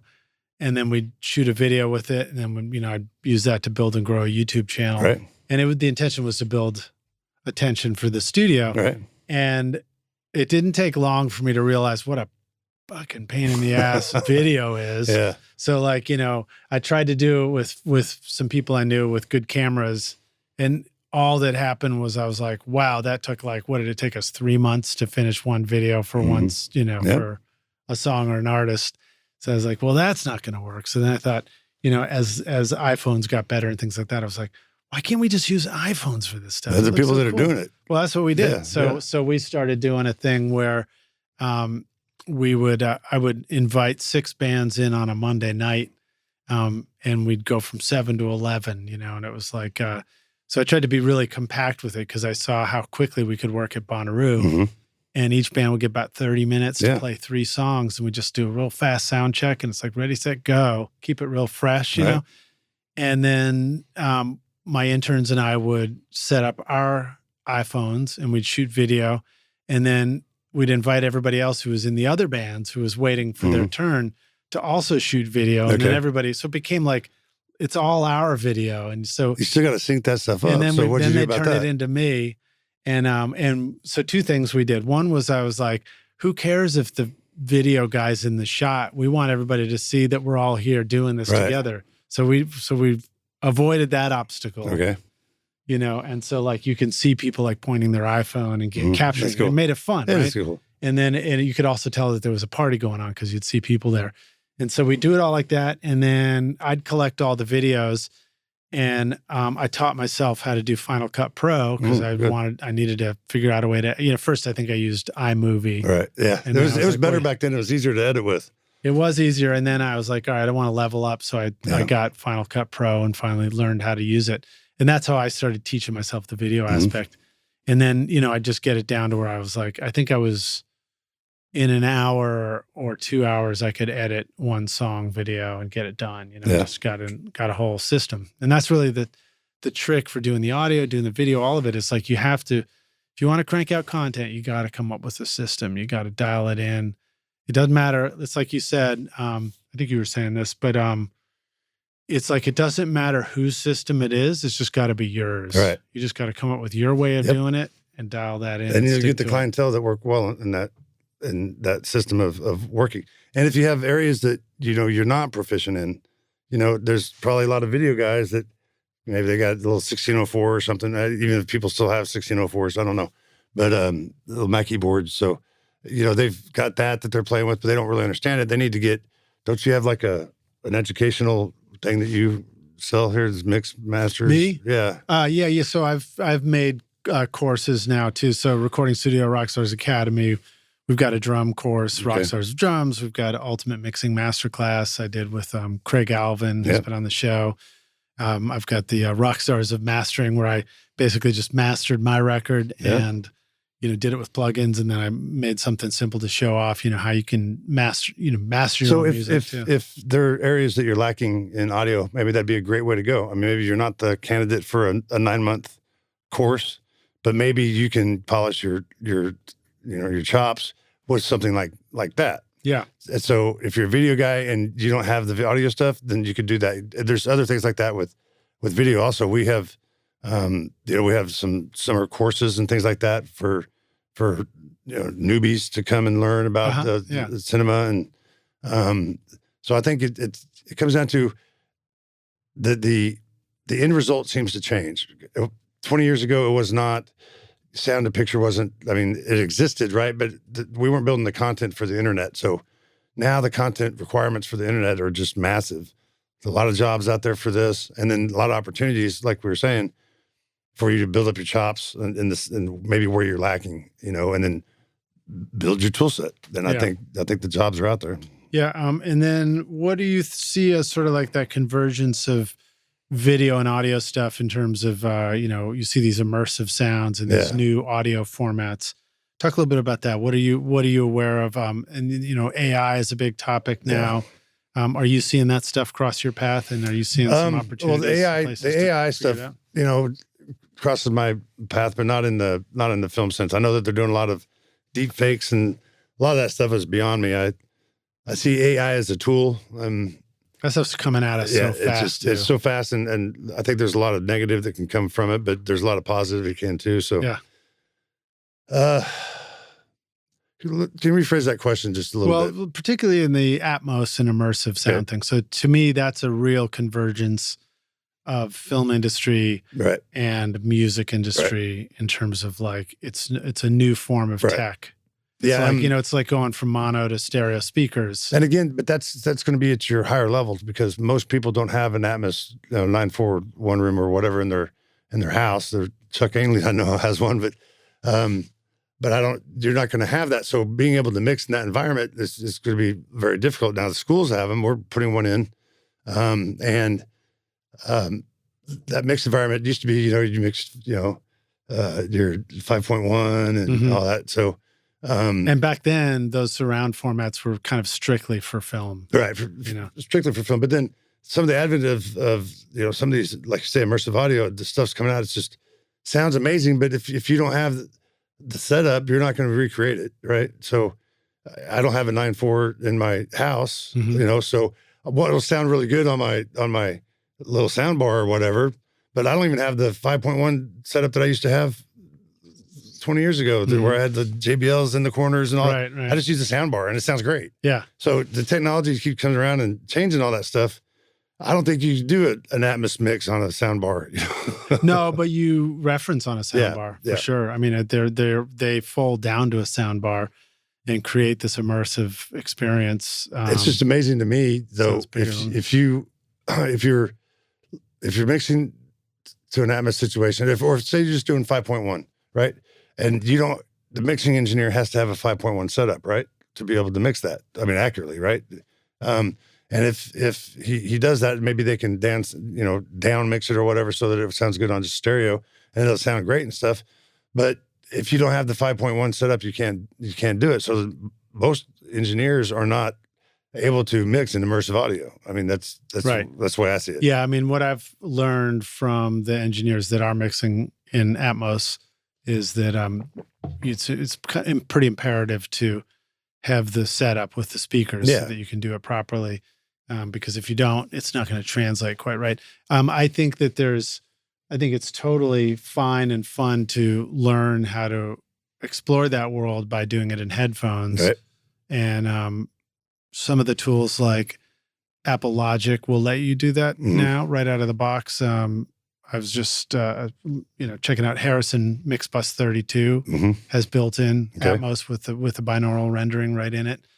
Pro Tools, I think is about to do that or something like that, but I think it's otherwise. I mean, that would change it, but it seems like, that higher end stuff is usually left to the higher end people that have the equipment. And mixing and surround was always that way too. Yeah.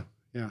But, so that's curious because, you got your ear to the ground in that film teaching world. So if you're not, if your takeaway isn't, it's coming, you can't avoid it, everybody needs to do it, end of story, then that's curious. I don't feel that, I think the school's set up where you can learn about it, understand how it works, understand, how you can do movement inside, with sounds and all of that. I think that's a great thing to learn.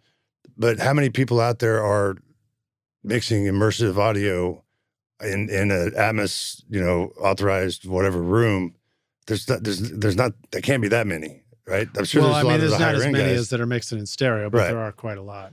So, but they have to have that equipment. So I guess if you can set up an Atmos room in your house or something like that, then you can go for it. Yeah, you definitely can. Yeah. I mean, you can do it with affordable speakers as well, and a configuration. There's more to it because you have to do the interface and all that kind of stuff.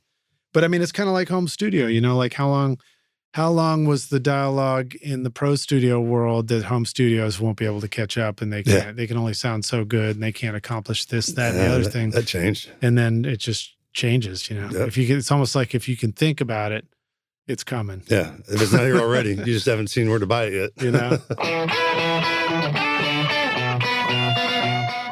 Do you feel like all the time that you've spent watching YouTube videos, trying out mix tricks, and tweaking version after version of your mixes has gotten you nowhere? Have you been looking for a simple, straightforward, step-by-step process for creating a pro mix that won't take years to learn? What if you could have a Grammy-winning mix engineer who understood all of your mixing struggles and could coach you through them? If you struggle with any of these questions, then the Ultimate Mixing Masterclass is just for you. Now you can discover the proven step-by-step mix system from Grammy-winning mixer Craig Alvin for consistently creating a pro-quality mix from your home studio that will sound amazing everywhere. Listen to this quote from one of our students, David. Quote, "Absolutely the most informative and helpful block of information and mentoring on the mixing process I've ever been a part of. That was like sitting behind a mix engineer for years, watching and picking up tips along the way, condensed into a 6 to 7 hour session." Close quote. Look, I'm so confident that the Ultimate Mixing Masterclass will take your mixes to the next level, that if you can't get a killer mix within 30 days, I'll give you a full refund, no questions asked. So if you're ready to take your mixes to Grammy-winning quality, then go to ultimatemixingmasterclass.com and start now by checking out the free preview of the Ultimate Snare Mixing Trick, and I'll save a seat for you at the front row table at the Grammys.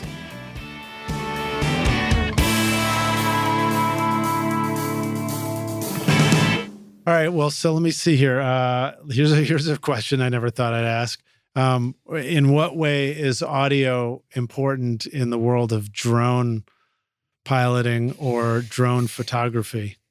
Well, we're looking at starting an aerial cinematography program at NFI because of I've got over 1,000 hours flying drones and doing. So you can fly the camera all over the place. Stuff, So a couple of the drones that I have two remotes, one for the gimbal and then the other one for the drone. So two people flying, it and doing and those are Inspire 2s, and those are, maybe $6,000 or $7,000 for a drone that can record full frame raw. Yeah. It's, half the stuff we see on TV has got a drone shot in it somewhere. That's less than that Elam 251 mic that we wanted to get for our studio, right? Yeah, that would be cool. As far as the audio world, I don't know, but in the video world, there's so much that you have to know about to do good video work with a drone. You have to understand cameras, how they work, and the apertures, and all. To me, it's the same kind of stuff you have to know to do that correctly as you have to know to use a camera on the ground to do, a scene recording or something. Right. But what about the audio? I mean, do you see audio being needed that's like sort of like a correct way of mixing, a correct version of Foley that can accompany that kind of moving drone shot? Well, anything you do with audio. Or am I asking the wrong Well, it's not a bad question, but the only thing you do with audio for a drone, a lot of them, the remote controller will have a microphone on it, so it can pick up some things. But you can't really do anything without the drone overpowering any kind of sound. It's loud. That's just loud. Beast. And if you put a microphone on there, it's even louder. I mean, I did a lot of VR360 video stuff with the drone, and that was really cool. But I still had to, bring music in, or, maybe some little sound effect of a drone flying by. But it's all post. I mean, there's nothing you can really do, nothing you're going to capture. Now that I think the police have some, crazy shotgun pattern microphones that might be able to pick up stuff that's on the ground. Right. That's because, in other words, the noise is where the drone is. But if you can point a mic at something and pick it up a little further away, and that exists. But as far as audio goes, nothing that I really know with the drones. All right. Well, there you go. That's sort of. So I didn't know what the connection might be, but I thought it was worth asking. All right. Let me jump through, and we'll kind of hit some of our jam session questions here. We can go through these kind of quick. When you started out in the recording aspect, what do you think was holding you back at the beginning? I was intimidated at first. I mean, I was at recording school. I interned at OceanWay. Oh my God, that place is amazing. Their monitor setups were just crazy amazing. Sal Greco, I mean, he was at Paisley Park before he came there. He's very, very smart person. And the gear was it was so much. It was so top notch that I was intimidated when I got there. You're afraid to touch it, afraid to break. Yeah, I mean, I was very happy with stacking cereal bowl or cereal boxes, smallest to largest, and cutting up strawberries. That's kind of what but I did meet Chubb over there the first time. And who's that? Chubb Patosh. It's the guy I came up underneath. He's a really good engineer in town. He was Lisa Roy's husband, and they both passed away in the last few years. And he just took me under his wing, and he's one of those guys that you just really, really want to do a good job for. And you'll do anything you can just to know that he's okay. And he's not going to say, "Oh, good job," and give you hugs, but you just know that you're okay. And that mattered. And then for him to take me over to the Workstation after, I've worked with him a few times, that made me feel good, because then I was with him a lot, and so that was the intimidation of the equipment. And then I really wish I had a better technical understanding of electronics. With Frank Wells and John Saylor and H.G. Hollins were the technical staff over at Masterfonics. They're finding, capacitors that have gone bad and doing inline, testing and things like that, stuff that I just didn't know. And I wish I really would have known that, because I would have liked to have done more. But, some of that stuff is kind of hard to learn just by watching somebody, right? Yeah. I mean, the tech side, I minored in electrical engineering, so I learned a lot of fundamental stuff when I was a minor double E is a good double E also. Yeah, exactly. But it was fun because I loved all that stuff. I wish I had done more of it when I got out of school, because I only just began to understand the world of analog circuitry. And man, is that shit fun. I remember these guys were sit around and build guitar pedals and mic pre's and all that stuff. They were buying strips, like knee strips, and they were pulling out the pre's and everything and building their own boxes and putting the pre. I wanted to do that so bad. Really I got to, when I was at Woodland, I got to help John McGriff, who was our tech there, recap the knee VR. So I was pulling out whole modules and sucking the capacitors at them, replacing them with new ones. I hate to mess up on that side. Yeah, you don't want to mess up on that. I found other ways to mess up while I was there, though. Don't worry about it. They're always there. I agree. How about some of the best advice you received? What do you remember anybody telling you that really stuck with you at that time? Wow. I mean, Chubb, also had some good advice. It might be Alan Parsons. Tell us some Alan Parsons did at SAE. We did this really cool thing in the year 2000, I think.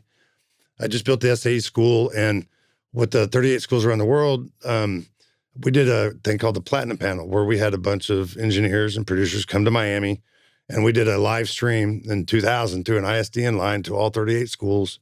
They all stayed up at all hours so they could watch it live, and they were able to ask questions of the panelists through a chat room on AOL.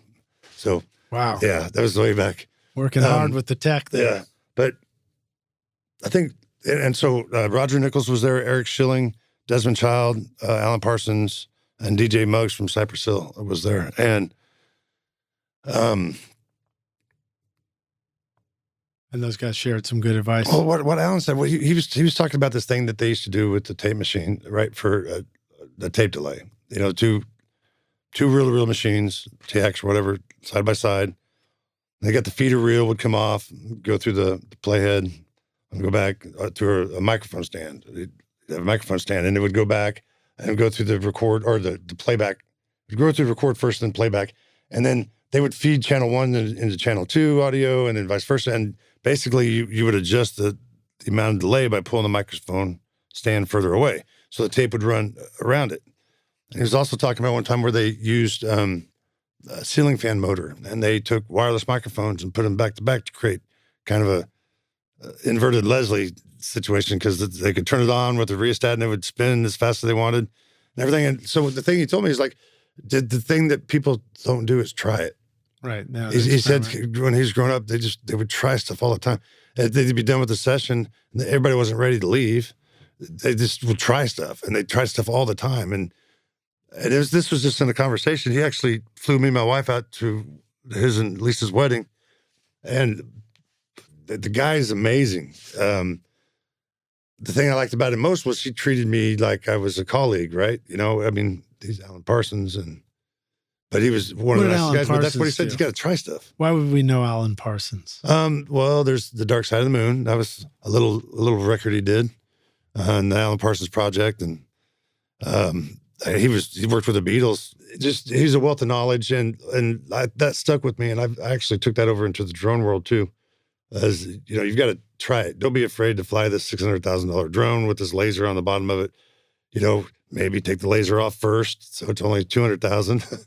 But you just got to try it, and the more you try, the more you learn. And that's what that was probably the best advice I got from anybody. Yeah.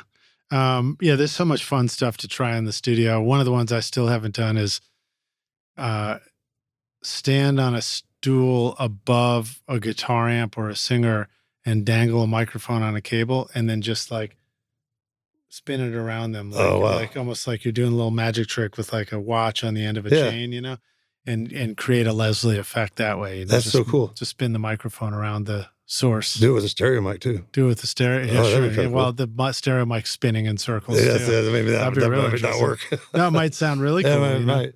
But that's the thing. Is just try it. Yeah. If you don't try it, you'll never know how many incredible things are done. Okay, Brendan O'Brien, I'm sure wasn't the first one, but you know, tunneling your kick drum, you know, on the outside, put your outside mic there, and then building a tunnel with a rug or something. Yeah, to keep all that other stuff. Yeah, I mean, it's just, I'm sure so many other people did it, but he really popularized it. And then, and you know, if you try it, I mean, a lot of people do it that way now. And so you just have to try stuff. How about a favorite hardware tool in the studio? Anything physical that you always like to have around on a session? Oh man. I mean, back then it was probably a pencil. Yeah. You know? A lot of pencils back then, but it was probably the menu, the 3-ring binder full of menu items. One of my favorites, probably the LA2.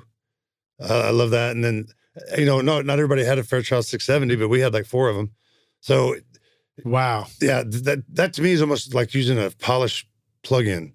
You put anybody's voice through that, or maybe a low-end bass or something through that, and it changes the sound. It's incredible. Yeah. So those things were really cool pieces of gear, but you know, the distressors had just come out back then, and those are really great. Yeah, I got to hang with Dave Durr at NAMM. He's such a cool cat. Those things, everybody was starting to use those. Everybody was getting them. I really like those. And then, you know, just even if it, like a DVX 160 or something, you know, right. I guess that'd be my best tools. Outboard gear. I'm an outboard gear guy. I mean, I think plugins are great, and you can calculate whatever algorithm you want to, but at the end of the day, the audio going through that warmed up piece of equipment, you know, it just sounds so much better, I think. This podcast is proud to present Recording Studio Rockstars Academy. Are you ready to take your recording, mixing, and mastering to the next level and make your best record ever? Then visit the Academy to find the course that's right for you. Want to record killer drums in your home studio? Then check out Rockstars of Drums to learn how to record, edit, and mix pro-sounding drums with a professional Nashville session drummer in a Grammy-winning studio. Or if you're ready to start mastering your own records at home, then check out Rockstars of Mastering, where I walk you through exactly how I master my own records using nothing but plugins. Plus, I take you into a world-class mastering studio, Sterling Sound, to meet with Ryan Smith and hear how he professionally mastered my record, Skadoosh, for release to streaming platforms. That's the music you hear on this podcast, Rockstars. And if mixing is your focus, then check out my free mixing course, Mix Master Bundle, where I show you how to mix using stock and free plugins and Pro Tools. Plus, you get a look at how I recorded everything in my studio and multi-track downloads for you to practice mixing and even upload to your website if you want. Are you ready to make your best record ever? Then go to recordingstudiorockstars.com/academy to get started now. Well, in the spirit of not throwing plugins under the bus, let's switch to software. What's your favorite software tool? I remember you really enjoy. I remember working with Pro Tools. I think it was 2.8. I think it's what it was. We're going back. This is the way back. Yeah, I think Pure it was machine there. In school, I did like a Ren and Stimpy sound and picture thing. Wow. It was really, right on. Dating myself there on that. And you know, there was one piece of software that stopped existing that was like my favorite, and I used it with everything. It was Peak. Do you remember Peak, that 2-track? It was a 2-track like mastering software. It was the greatest. You could do. I loved that software, and then I guess it just disappeared. I still don't know what happened. I stopped doing as much audio stuff, and I went looking for it the other day, and it doesn't exist. And just even to have an older copy of that, I loved the EQs that were on it, and everything you could really master. That was my favorite piece of software, probably without a doubt. Well, the interesting thing to hear you describe like old software is just the reminder that a lot of what we need to make a great sounding record was invented a while ago, you know? And like, you know, there's new stuff that's coming out that does amazing stuff, but also a lot of new stuff is just more bells and whistles and, you know, different colored bells and whistles and stuff like that, different shapes and sizes. But, you know, just a quality digital editor with a quality digital EQ is something that we've had available. Yeah, but now to it's us just for a like while, you got some of all this other stuff, and they've got preset themes and all this other stuff. I just like how simple it was, and it seemed we actually brought it into SAE quite a bit. I think Tom Misner was actually the one that pushed for us to use that, but I started using it. I love it. Yeah. Well, and so part of the message there to you rock stars is, you know, because we're all grappling with like, man, should I get the new thing? Should I get the new computer? Should I upgrade? Should I get this other plugin? And if you want to, go for it, but you don't have to. You know, you can, you know, I've sort of refused to throw away my old Pro Tools TDM system. It's it's still sitting on, it's taken up my couch in my bedroom because I can't bring myself to just I know put people it in that the like trash wait, you know? and wait and do not want to upgrade, you know, and you know, some of the upgrades happen where you had to change hardware and all that kind of stuff. It's like, you know, they had the old beige Max, what is it, 78 or whatever they were. I don't remember. And they would just keep using those instead of upgrading. Yeah. I mean, it's like, you know, I was making the record that made me the most, you know, netted me the largest check from a record label was done on that old Pro Tools system with the 88824. So, you know, I'm like, sometimes I look at it, I'm like, well, which one's the good one to use? I mean, it still works, right? Yeah, it does. I mean, I have to run it on an old computer if I wanted to run it. So, but still, my point is that like, you know, it didn't have latency. You know, it was a TDM system. So I could record a live band, and you could go through it and it sounded great. And, you know, it's got a tone to it like those old 888. So there's a mid-range presence that made those recordings sound pretty cool. You know, I mean, the stuff that we use now sounds amazing too, but it's also just different, you know? So it's just, it's good to be reminded of that. The one thing that in that platinum panel thing that we did at SAE, Roger Nichols was bringing up that guy, he was a nuclear engineer, I guess. And Lived next door to Frank Zappa. Oh, wow. Yeah, when they were growing up together, they were trying all kinds of safe stuff. That was great. Listen to him talk was incredible. But he was talking about, digital audio and his 8-bit converters he used on all the Steely Dan drums. Wow. 8-bit converters. You would think that, oh my God, I kind of have 16-bit or whatever, these days. I don't even know what they're at, 96 or 500. I don't know. But the sound of those drums, you can't beat those drums. I mean, those sound incredible. And they were done with basically a homemade 8-bit converter, A to D converter. Wow. Fascinating. And so you're right. Sometimes the latest and greatest isn't the best, but you have to be good enough to know what is good from back then. Well, or just remember that, if you're using good stuff that's older, you can make a great record. Right. Otherwise we wouldn't have had great records to inspire us to make us records today. Right. We're older and we could probably make a great record. I'm ready to do it. That's why I'm doing this podcast. All right. How about a resource for the business side of doing this? What, or advice, whether it's some cool tool or just some tip for, making records for, a living rather than just a hobby. So if you're trying to get to a commercial facility, I can give you a situation from the drone world. I started a new job, and there was this kid that had come in and drop off his resume. Didn't have tons of experience, but really wanted to work in the drone world. And we didn't need him at the time, so I let him go on. Well, he went to work for another company that I used to work for that manufactured the stuff.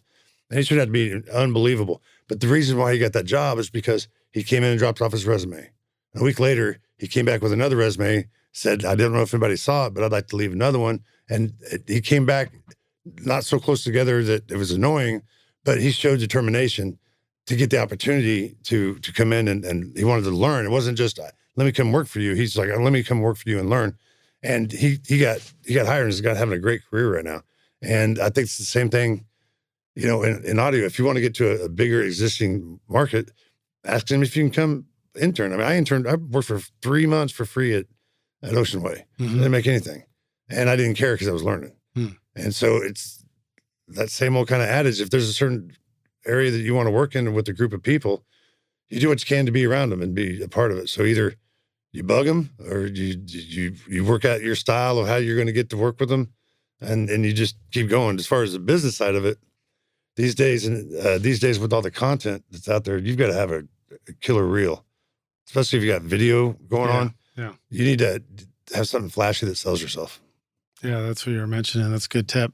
Okay, here's another one. Organizational side. What organizational tips do you have for the rock stars? How do we keep our shit together as we do all I'm the these wrong things? person to ask that question. I'm serious. I'm not very organized at all. That's one of my biggest downfalls. Is the answer you find somebody who's good at being organized? I have an assistant. I have an assistant. Yeah. That's just what I'm going to say. Right. That takes care of some of that. All right. I appreciate it. When there's been many times where I've been in the studio and I've worked with an intern or an assistant who is organized, and it's amazing. The difference is amazing. And it actually makes you more organized because I want to make sure I tell them, all the details I need to tell them so that they can help me meet whatever appointment or whatever I have going on. And night and day difference. All right, so here's our closing question. This one is hypothetical, and we're taking the Wayback Studio machine. And you get to go back in time and find young Mark who's thinking about making music. Oh, I didn't ask you what your instrument was. I'm a guitar player. Guitar player first? All right, cool. So you're rocking on the guitar and you're thinking, man, I want to make some records or whatever. And so you go back and you say, listen, buddy, here's the single most important thing you need to know to be a rock star of the studio yourself one day. What advice would you go back and give yourself if you could? That you're probably better than you think you are, and give yourself some credit because it took a long time to get here. So give yourself credit. Don't be so hard on yourself because I probably could have kept going further and further and not gone with the SAE and all of that route. Give yourself more credit. That's my advice to myself. Okay, fair enough. Right. So and you are very good looking. Just don't forget. You are? I am, not you. I was talking about first person. Hey, I got a first date after this interview. I'm impressed. Yeah, we'll see. Is that your first one or a first date? It's a first date. Okay, congratulations. Not my first. Yeah, I've been saving myself till I was 56. Yeah, well, I got 30 years of marriage, and I don't know if you're in better shape or not. Cool, man. Well, so thank you for joining us on the podcast, Mike. Yeah. It was great to meet you, and it's fun to hear these old stories and reminisce about times on Music Row and all that too. Let the rock stars know where can they find you online if they got more questions for you, or if you want them to go learn more about audio, filmmaking, drone flying, any of it. You could give me at mark.martin@nfi.edu. That's the Nashville Film Institute. All right, cool, man.